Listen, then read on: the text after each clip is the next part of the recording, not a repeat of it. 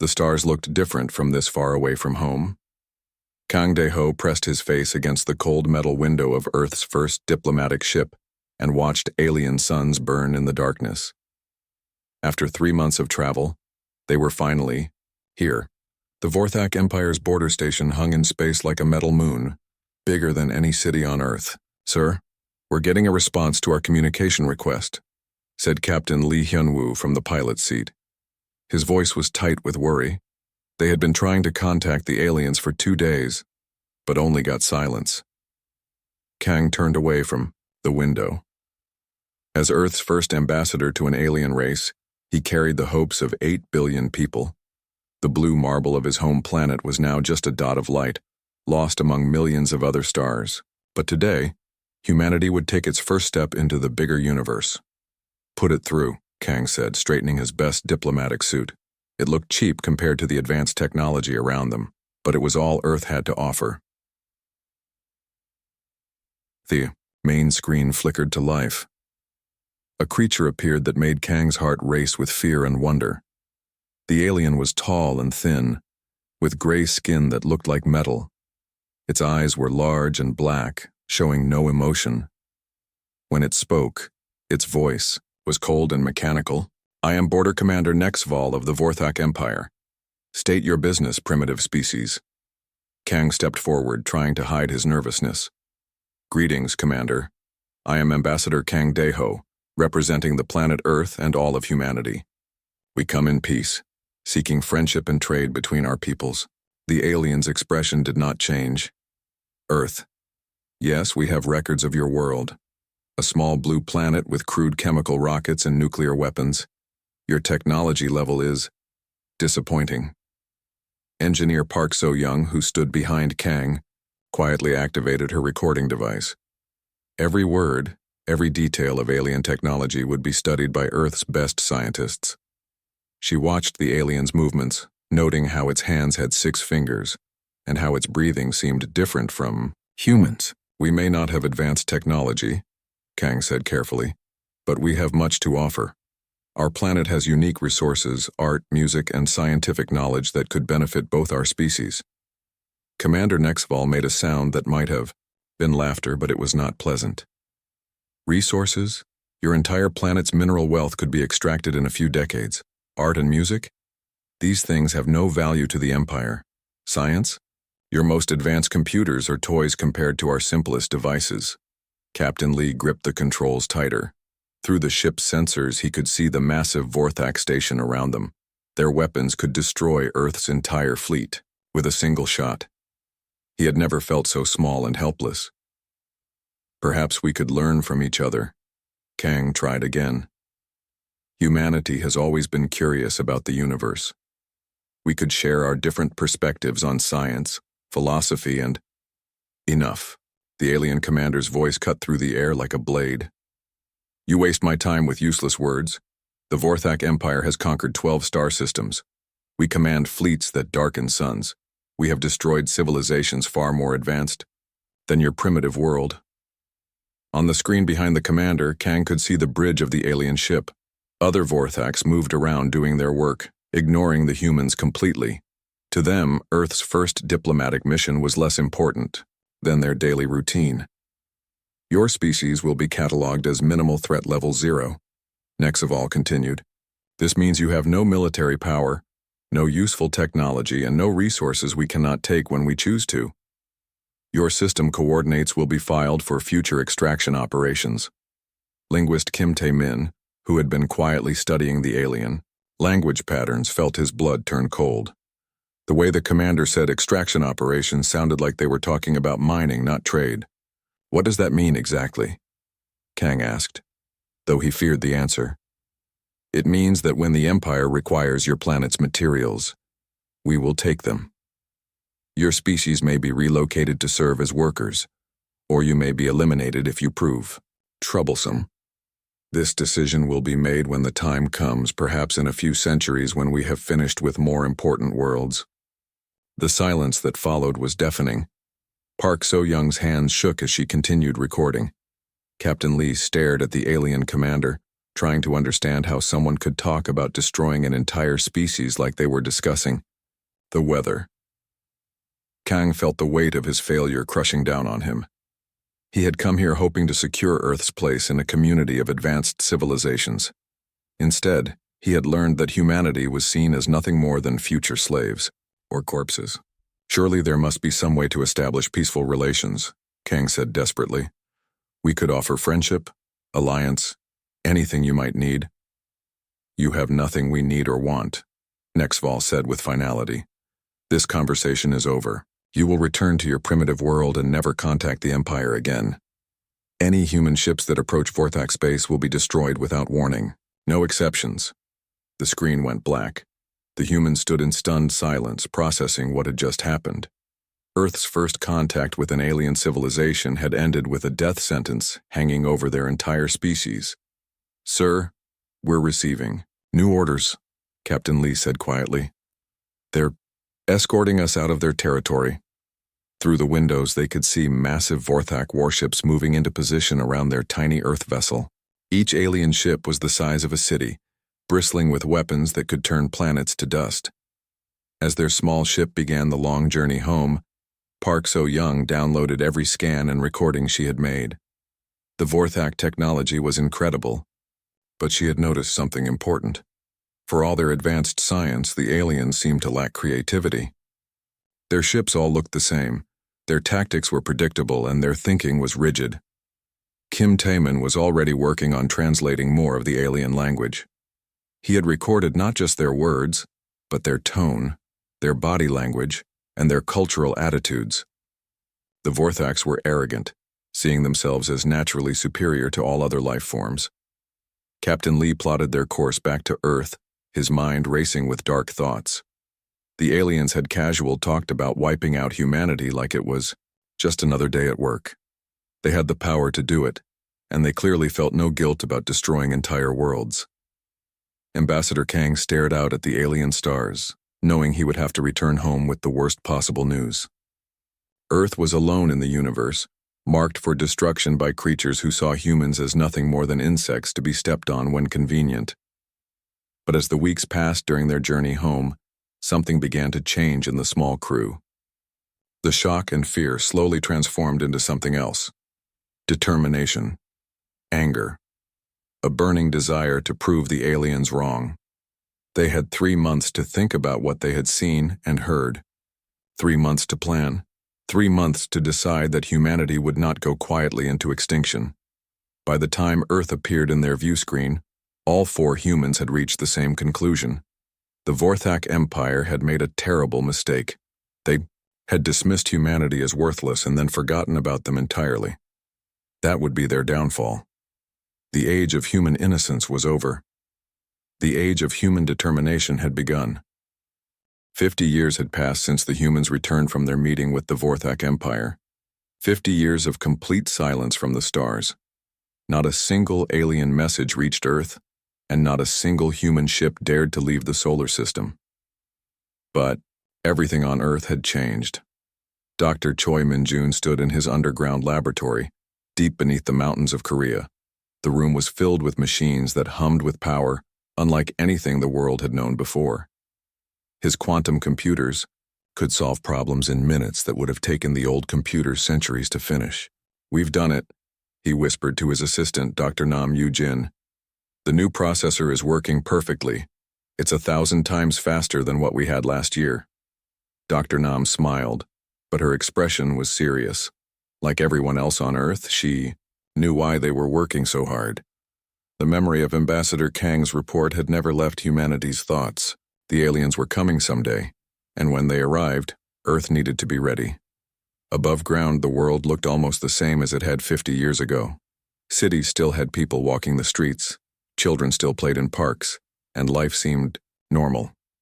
But this was all carefully planned. Everything important happened underground or in space, hidden from any alien eyes that might be watching. Admiral Song Ji-hai floated inside the secret moon base that humanity had built on the dark side of Earth's moon. Through the thick metal walls, she could hear the sound of construction. Thousands of workers were building the most advanced ships humanity had ever imagined. How many ships do we have ready? She asked her second-in-command, Captain An Bora. 47. Combat vessels completed with 20 more finishing next month. Captain An replied, reading from her computer tablet. The antimatter engines are working better than we hoped. Our fastest ships can now reach speeds the Vorthax have never seen. Admiral Song nodded with satisfaction. When the aliens had visited 50 years ago, humanity's best ships moved like crawling insects compared to Vorthak technology. Now human ships could dance around alien vessels like birds around elephants. The antimatter was the key breakthrough. Professor Yoon Hai-rin had spent 30 years learning how to create and control the most powerful fuel in the universe. Her factories, built inside hollow asteroids, produced enough antimatter to power Earth's growing fleet. The aliens think we still use chemical rockets, Professor Yoon said to her research team.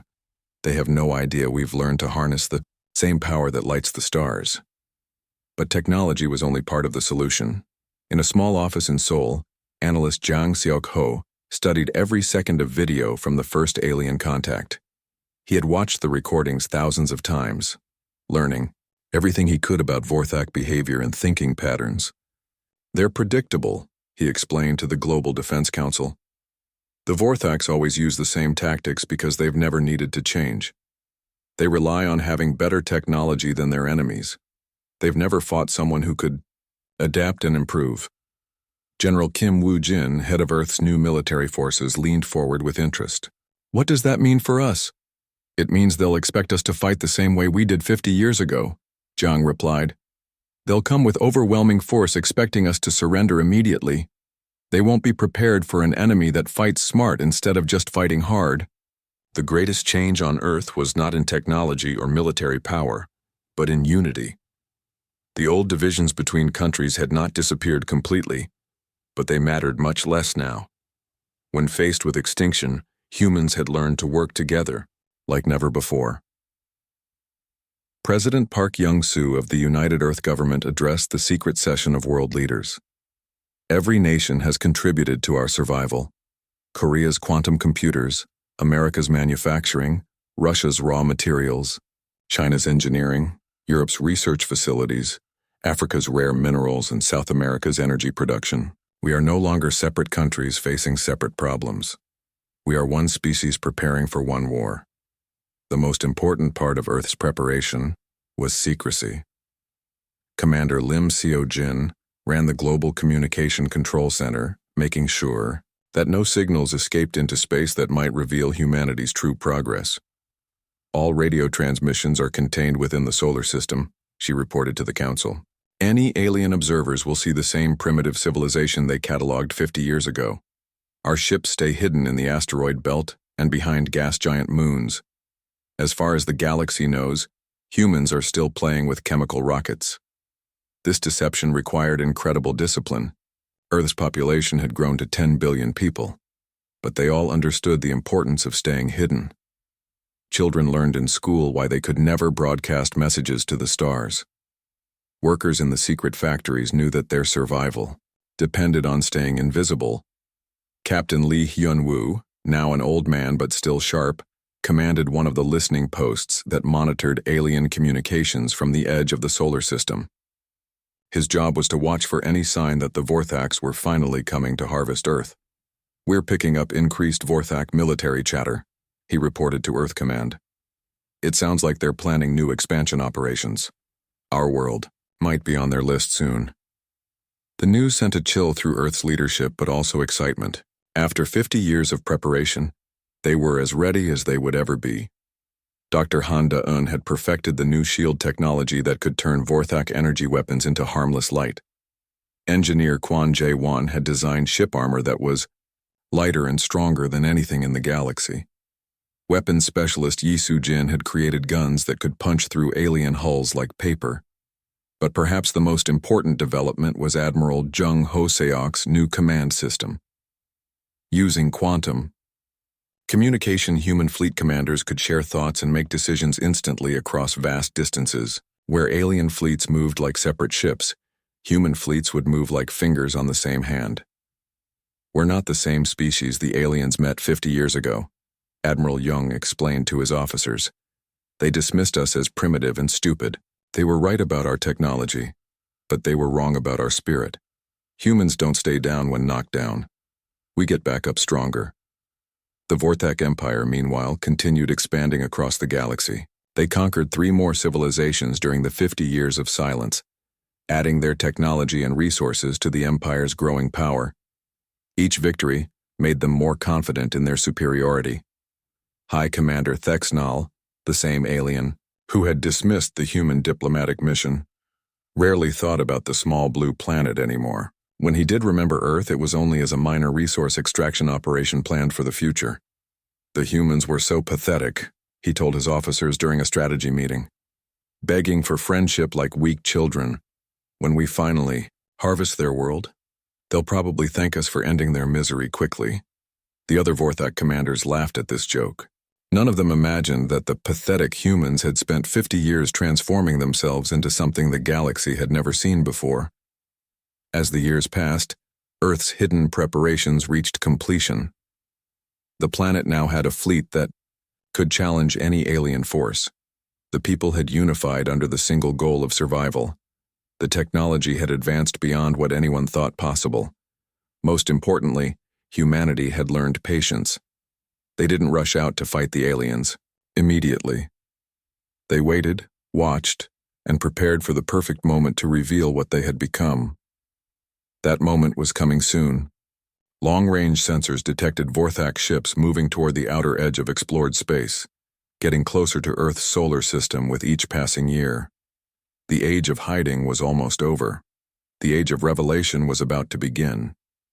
And when it came, the Vorthak Empire would learn that dismissing humanity had been the greatest mistake in their long history of conquest. Sub-Commander Veltorn looked at the star map on his ship's main screen and yawned. Another boring resource extraction mission. The Empire had finally decided to harvest the primitive world called Earth, and he had drawn the unlucky assignment of leading the operation. "How long until we reach the target system?" he asked his navigation officer. 2 hours, Sub-Commander, came the reply. All 20 dreadnoughts are ready for the extraction procedures. Veltorn stretched in his command chair. 20 massive warships to collect resources from a world of primitive creatures who still used chemical rockets. It seemed like overkill, but Empire regulations required overwhelming force for all operations, even against harmless species. "Remind me what we know about these humans," Veltorn said, pulling up the old files. "Very little, sir. They were catalogued 50 years ago as minimal threat level 0. Chemical weapons, nuclear explosives, crude fusion engines. Their most advanced ship took months just to reach our border station." Veltorn nodded. He had read the report from High Commander Thexnal. The humans had begged for friendship and offered worthless things like art and music, typical behavior from a weak species facing superior power. "Any recent intelligence updates?" he asked. "None, sir. The system has been under communication blackout since first contact. No signals detected. No ship movements beyond their immediate planet. They appear to have remained exactly as primitive as before." Perfect, Veltorn thought. The humans had probably spent the last 50 years cowering in fear, knowing that the Empire would come for them eventually. Some primitive species tried to hide or run when they learned about the Vorthaks. It never worked, but it sometimes made the harvest more entertaining. 2 hours later, the Vorthak extraction fleet dropped out of hyperspace at the edge of the Sol system. Veltorn looked at his scanner displays, expecting to see the same crude civilization described in the old reports. Instead, he saw nothing. "Navigation, confirm our position," he ordered, a strange feeling growing in his stomach. "Position confirmed, Sub-Commander. We are in the correct system. That is the planet Earth, third from the star." Veltorn stared at the blue and green world, spinning peacefully in space. It looked exactly like the pictures in the files, but something was wrong. Very wrong. Where are their ships, their space stations, their radio signals? The communications officer checked his instruments twice before answering. "No signals detected, sir. No artificial structures in space. No signs of technological civilization." This made no sense. Even primitive species left traces of their activities. There should be satellites, space debris, some kind of electronic noise. But the scanners showed nothing except a quiet planet with no signs of advanced life. "Take us closer," Veltorn ordered. Full scan of the planet's surface. As the fleet moved deeper into the system, the mystery grew worse. Earth's surface showed cities and roads, but no energy signatures, no power plants, no factories, no military installations. It was as if the entire human civilization had simply vanished. "Sir, this is very strange," reported Science Officer Ketheron. "The planet shows signs of a 10 billion person population, but we're detecting no technology more advanced than basic agriculture." Veltorn felt the first touch of real worry. In 50 years of conquest, he had never seen anything like this. Species didn't just abandon their technology and return to farming. Something was very wrong here. "Could they have evacuated the planet?" he asked. "Impossible, sir. They had no ships capable of interstellar travel. Besides, where would 10 billion primitives go?" High above Earth's surface, Fleet Captain Bora watched the alien ships through her advanced scanners. Her stealth vessel was completely invisible to Vorthak sensors, hidden by technology the aliens couldn't even imagine. "Enemy fleet has taken the bait," she reported to Admiral Song Ji-hai through quantum communication. 20 dreadnoughts exactly as predicted. They're moving into scanning position." "Perfect," Admiral Song replied from her command ship hidden behind Earth's moon. "Let them get comfortable. The closer they come, the better." Watched the alien ships spread out in a search pattern, trying to solve the mystery of Earth's apparent technological disappearance. The Vorthaks had no idea. They were swimming into a trap 50 years in the making. Back on the lead Vorthak ship, Veltorn was getting frustrated. "Bring us into close orbit," he commanded. "If the humans are hiding their technology somehow, we'll find it." As the alien fleet moved closer to Earth, they passed through the asteroid belt where humanity had built its secret shipyards. The Vorthaks. Old scanners couldn't detect the human ships hidden among the rocks, but the humans could see everything the aliens were doing. "Target acquired," whispered Captain Lim Seo-jin from her attack ship. Around her, 46 other human vessels waited in perfect silence. They had trained for this moment for decades. When the Vorthak fleet reached low Earth orbit, Veltorn ordered a full surface scan. His science officers worked frantically, trying to understand what had happened to human civilization. "Sub-Commander, I'm detecting some unusual readings," reported Ketheron. "There appear to be large underground structures, but they're shielded by some kind of interference field." Interference field? From a primitive species? Before Ketheron could answer, every alarm on the ship began screaming at once. "Multiple contacts," shouted the sensor operator. "Ships approaching from the asteroid belt at impossible speed." Veltorn spun to look at the main screen. What he saw made his blood freeze in his veins. Sleek, deadly-looking ships were racing toward his fleet like metallic sharks. They moved with grace and speed that his own ships couldn't match. "Impossible," he whispered. "The humans have no advanced ships." "Sir, those are human ships," the communications officer yelled in panic. "I'm detecting human life signs aboard. All vessels." Fleet Captain Bora smiled grimly as her ship led the attack formation. After 50 years of preparation, humanity was finally ready to show the galaxy what they had become. "All ships. This is Bora," she broadcast to the human fleet. "Remember your training. Quick, clean, and overwhelming. Show them what happens when you underestimate Earth." The human ships moved like a school of fish, each one knowing exactly where the others would be. Their quantum communication system let them fight as a single mind with 47 bodies. Veltorn watched in horror as the human vessels danced between his ship's weapons fire. The Vorthak energy beams that should have destroyed the primitive craft instead splashed harmlessly against advanced shielding technology. "How is this possible?" he screamed. "They're primitives. They use chemical rockets." His answer came in the form of focused antimatter beams that sliced through his ship's armor like it was made of paper. The humans weren't using primitive weapons anymore. They had learned to harness the same power that drove stars. One by one, the mighty Vorthak dreadnoughts fell to the human attack. Ships that had conquered civilizations across the galaxy were destroyed by vessels from a world they had dismissed as worthless. In 12 minutes, 19 of the 20 alien ships were either destroyed or disabled. Only one small scout vessel managed to escape, piloted by communications officer Zethkar, who watched the impossible battle with wide, terrified eyes. As his damaged ship limped away from the Sol system, Zethkar sent a desperate message back to Empire space. The humans have advanced far beyond our intelligence reports. They have destroyed Warfleet Tertius with weapons we don't understand. Request immediate reinforcement. His message was cut short as Captain Kim Woo-jin's boarding.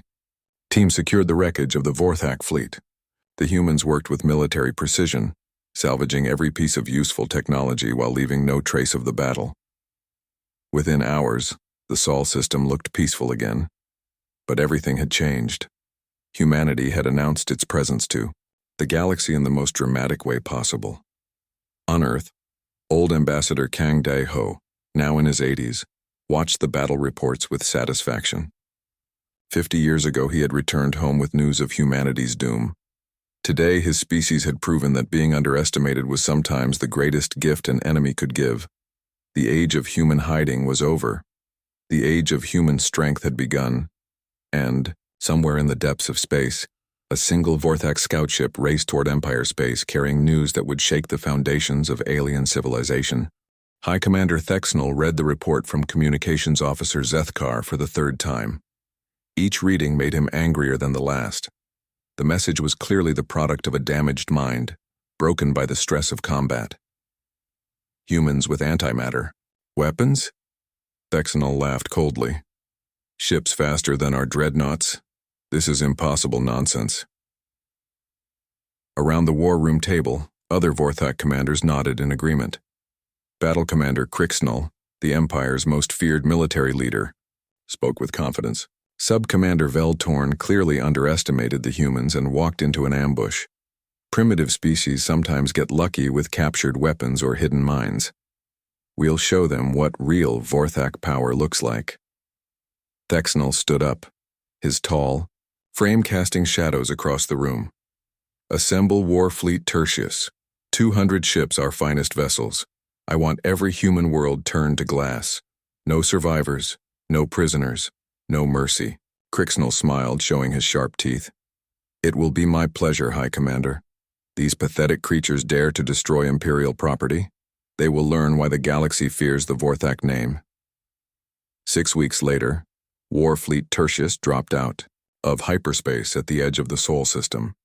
200 massive warships, each one capable of destroying cities with a single shot.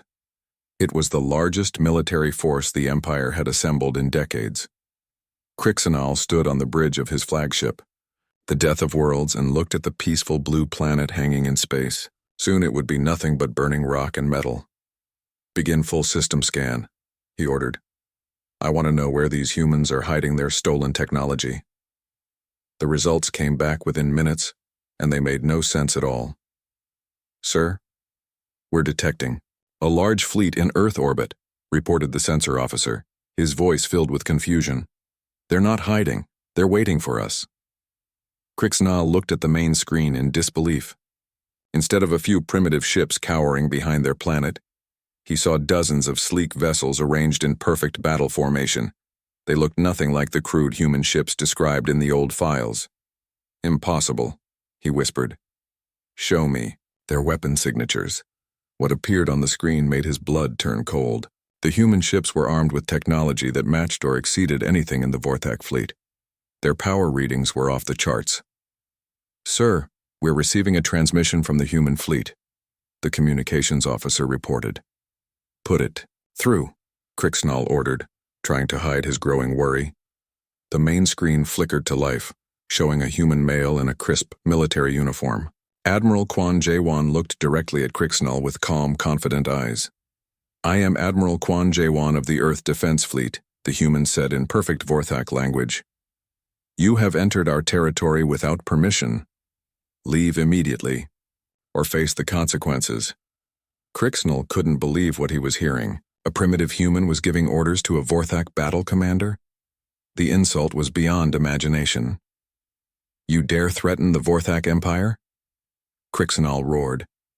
I command 200 warships. Your pathetic world will burn for your insolence. Admiral, Quan's expression didn't change. You commanded 200 ships when you arrived. Let's see how many you have when this is over. The transmission ended, leaving Crixnell staring at a blank screen. Around him, his officers waited for orders. For the first time in his long military career, the battle commander felt a touch of uncertainty. All ships, attack formation, he commanded. Destroy every human vessel, show no mercy. The Vorthak fleet moved forward like a metal storm, weapons charging and shields raised. 200 of the most powerful warships in the galaxy, commanded by the Empire's greatest military mind.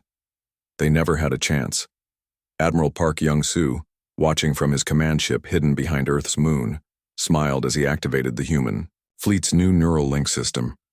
Instantly, every human ship captain's mind connected to his, creating a single fighting force with perfect coordination. All ships engage the enemy, he ordered through the quantum link. Show them what 50 years of preparation can accomplish. The human ships moved like dancers in a deadly ballet. Where the Vorthak vessels lumbered forward in straight lines, the human craft spun and weaved through space with impossible grace. Their new engines let them change direction instantly, making them nearly impossible to target. Crixnell watched in growing horror as his fleet's weapons fire passed harmlessly, through empty space. The humans seemed to know where every shot would be before it was fired. How are they moving so fast? He demanded. His answer came as antimatter beams from the human ships began slicing through Vorthak armor like hot knives through ice. Dr. Han Da-un's new shield technology turned the Empire's most powerful weapons into pretty light shows, while humanity's weapons cut through alien defenses without effort. Sir, we're losing ships faster than we can count them, shouted the tactical officer. Their technology is beyond anything we've ever seen. Within 30 minutes, half of Warfleet Tertius was either destroyed or floating dead in space. The humans weren't just winning, they were making it look easy. Boarding. Specialist Kim Woo-jin led his Marines through the airlocks of disabled Vorthak ships. The aliens they found inside were no longer the proud conquerors who had dismissed humanity 50 years ago. They were terrified creatures cowering in the ruins of their superior technology. Please, begged one wounded Vorthak officer. We surrender. Have mercy. Kim looked down at the alien who had come to turn his world into ash. Mercy? That's what my people asked for 50 years ago. Do you remember what your answer was? By the end of the battle, only a handful of Vorthak ships remained. Crixnell himself was captured when Kim's boarding team stormed his flagship.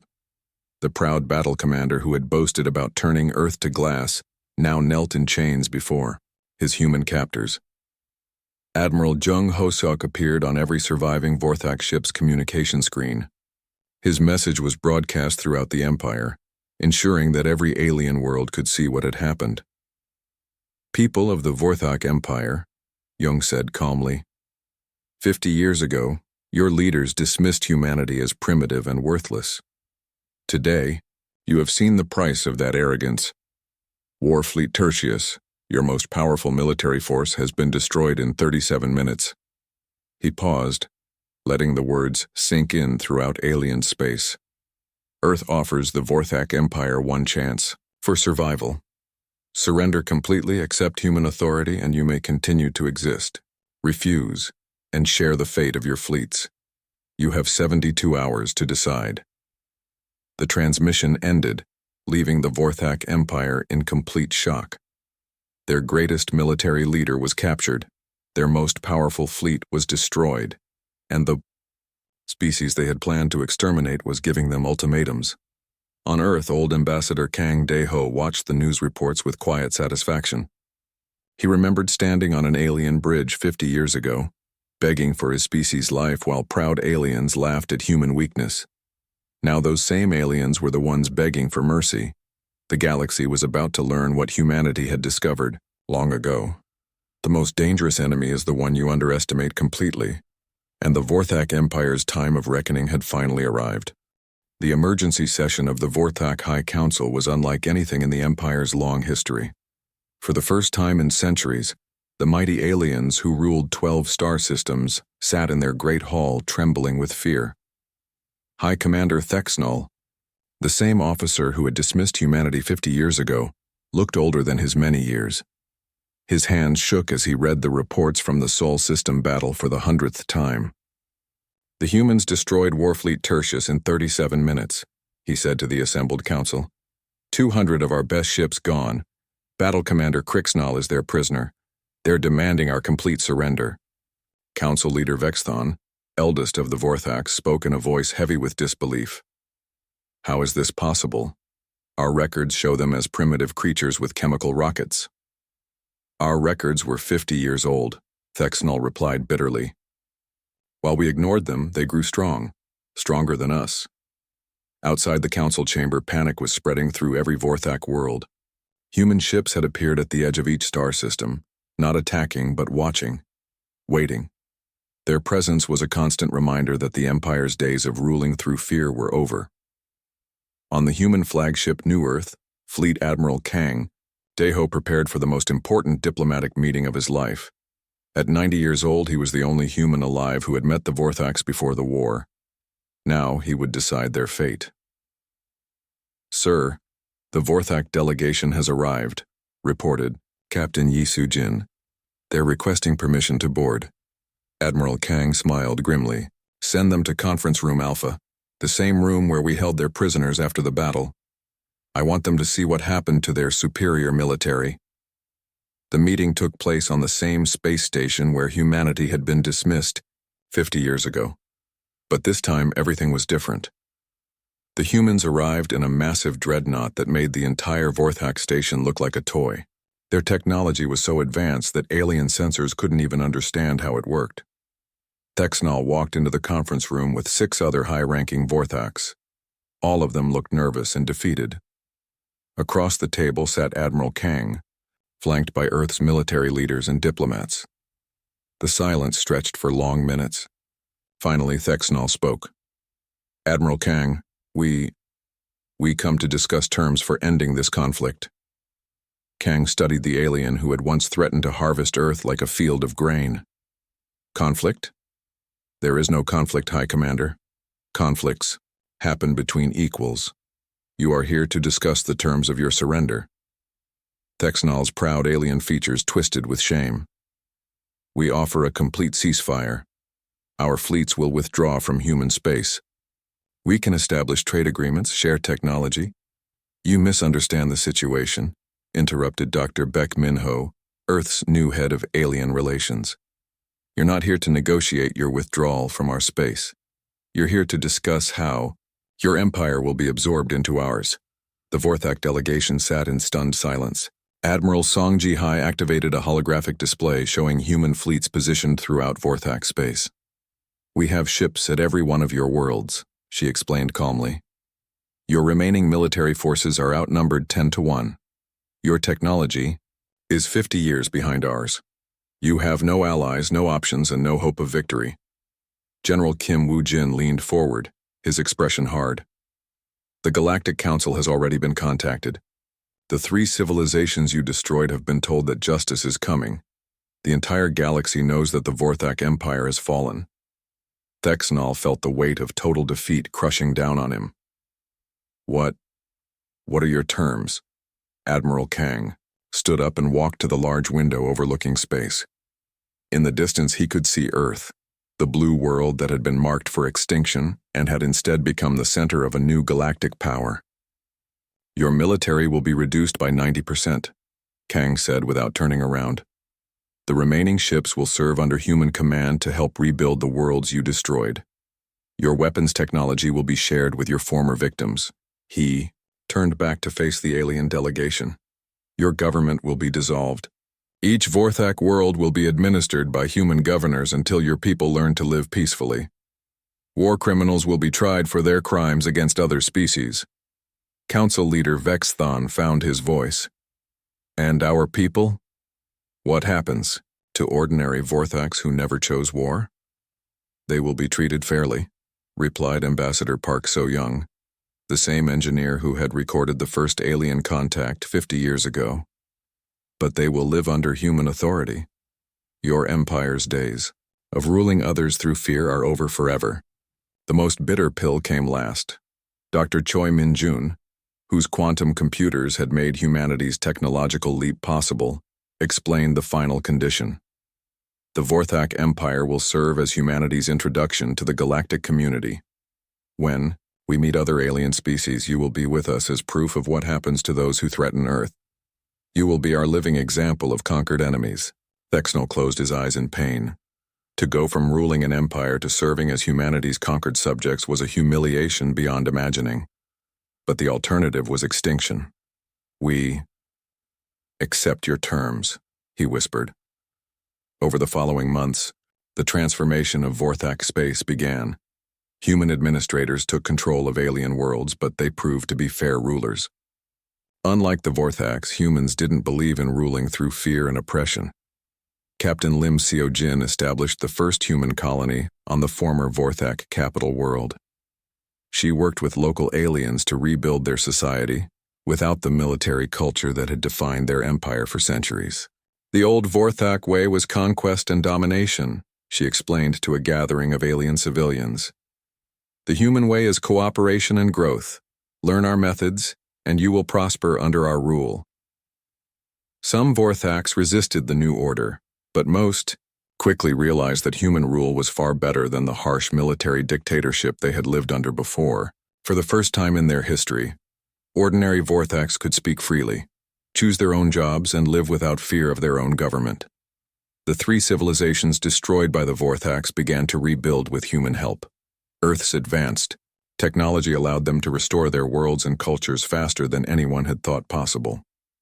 As news of the Vorthak Empire's fall spread through the galaxy, other alien species began to take notice of the new power called humanity. Some sent friendly diplomatic messages. Others watched nervously from a distance. Admiral Quan Jaewon, now in command of the expanded human fleet, addressed Earth's leadership about the future.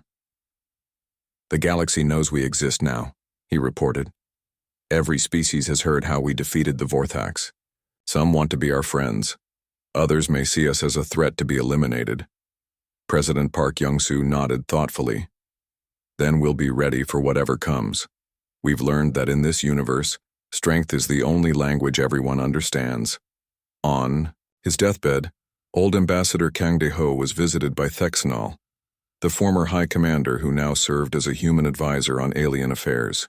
The proud Vorthak who had once threatened humanity now spent his days helping Earth understand galactic politics. Do you regret it? Kang asked weakly. Dismissing us 50 years ago? Thexnol was quiet for a long moment. I regret many things, but mostly I regret that we never learned what you humans understood from the beginning. What's that? That the most dangerous enemy is not the one with the biggest weapons or the most ships. It's the one you underestimate completely. Admiral Kang smiled as he closed his eyes for the final time. He had lived to see his species go from dismissed primitives to galactic rulers. He had witnessed humanity's greatest transformation and its greatest victory. The age of human dominance had begun, and across the galaxy every alien species now knew a simple truth. Never underestimate Earth. The humans had learned patience, unity, and determination in the face of extinction. Now, they would teach these lessons to the rest of the universe one way or another. The galaxy would never be the same.